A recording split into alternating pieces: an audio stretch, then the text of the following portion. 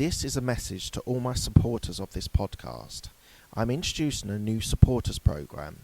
You can contribute a small amount as a one-off payment to show your love for this podcast. Thank you in advance for all your contributions.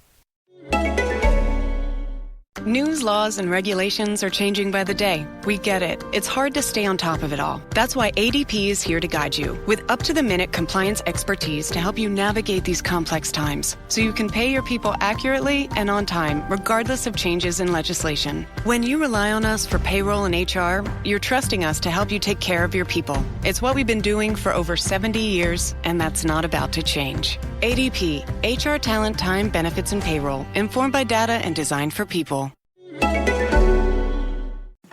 This is the Absolute Business Mindset podcast. This podcast is created and hosted by Mark Hayward. I am a corporate employee with an entrepreneurial mindset. This podcast will help and support you with new ideas about business. These are my thoughts, ideas, and comments. Today, I'm doing a bonus podcast and we're going to talk about the 5 golden rules to podcasting. Hi everyone, I'm going to do this podcast, which is a bonus podcast and YouTube video, because I just thought it was useful to give you the 5 golden rules of podcasting. So this won't be a very long one, but it will just be something I will release midweek, and you guys can sort of let me know on whether this is useful, whether this is helpful to have this sort of in-between one as well. So we've got 5 rules of podcasting. So number 1 is to podcast regularly. So I think it's critically important that you do it on a regular basis and let people know when you're going to release it. So I do 1 podcast a week, which is on a Sunday, and I release on a Sunday. I will record any time in that week, maybe at the weekend if it's an interview, and then I'll get it all ready and might even do it on Sunday, depending on workload and time available. So, but it is important that you podcast regularly and you do release on that day. So if it is a Sunday, you release every Sunday. It will build up people's trust in you that you are a reputable podcaster if you're doing that on a regular basis. And if you release you might want to release through 3 to 5 when you start, to give people a flavour. But essentially, if you pack it all in, I think there's a bit of a do 3 or 4 episodes in 2 weeks and then do nothing for a month. I think that makes people feel unhappy and not want to subscribe and download to you. So I'd say podcast regularly, and equally you can do seasons. It's another thing that people will often do. I've gone away from doing seasons. There was a time where I stopped, which I've kind of called season 1. That was with the death of my mother, and therefore I needed some time off just to gather my thoughts and just reassess life, etc. So, but that's the only time that I've taken a period away from podcasting since when I started over a year ago. The other thing is, I think it's important to sort of do interviews. So I'm really just starting my sort of path of interviews. A lot of my stuff has been solo conversations, as I'm doing now. I like this sort of place to give yourself space to be able to talk and share things, but I do think interviews are important. They bring out things into your audience that you don't get. You obviously probably do an interview for a longer period than you would do a solo, so I think interviews give the audience a great insight into someone else's mind and why they approach things, how they approach things.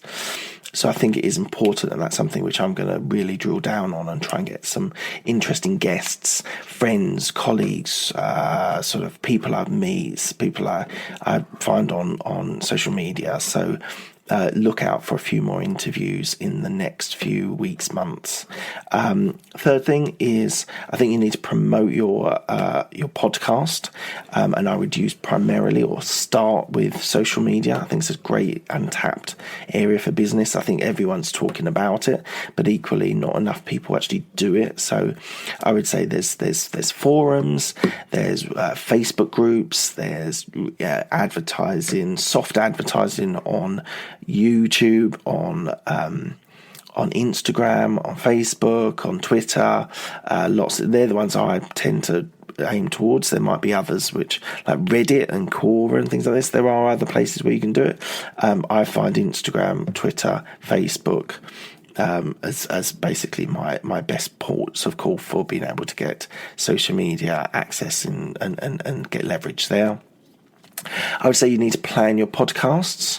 Some of them might be rants, some of them might be prepared content, some of them might be just a response to something that's happened in the day, and there might be interviews. I would say for me, this is a very personal thing, I prefer to have some sort of content, something I've thought about, something I've thought about over the week, something that is important to me, something that is I think is important to my listeners. So I do less rants. I might do a few rants on Instagram and just sort of short content. But I like to be able to prepare content. I like to be prepared for things. So I would say that that's really, really important. You should be able to prepare content and prepare for interviews. You might have a rant, something happens maybe not in your job, but maybe in your side hustle that's important that you share with people. So that's important. And then the fifth thing, which I kind of got in brackets, which I think is important, but maybe it depends on how important you think it is to promote your podcast. So you might want to do advertising on Instagram, Facebook, YouTube, your SEO on Google or whatever. I think that's important to promote. I personally don't promote that much, don't advertise that much. I like the organic growth. Now, whether this ever turns into something that is substantial, has substantial numbers of downloads and supports, who knows? I'm enjoying doing it. I'm enjoying organically growing it and trying different experimenting ways of being able to get leverage and get people on board and listening and sharing. And so that's really important. So there's always a promotion side of the podcast. It just depends if you actually want to put money towards it. Have done a few I've experimented with a few bit of advertising. Twitter leverage was not so good. Instagram was a bit better, but I didn't like the way that Instagram really showed off where they wanted to go to after they clicked the link. So Facebook ads, people tell me it's great. Google is very expensive now. It's really up to you where you think you can get most leverage from. So you would want to promote, as I said, you would promote on social media, on Instagram, on your account, on Facebook, etc. But it's whether you want to actually put money to advertising. That is a completely different matter. Okay, so as I said, this was just a short sort of bonus podcast that I had in my locker, so I thought I'd record it. If you've got any thoughts, ideas and comments, then please leave them where I can find them. You can check out this podcast, Absolute Business Mindset, on YouTube here as well. Also on Instagram, Twitter and Patreon and Facebook. So thank you very much for your time, and I'll speak to you soon.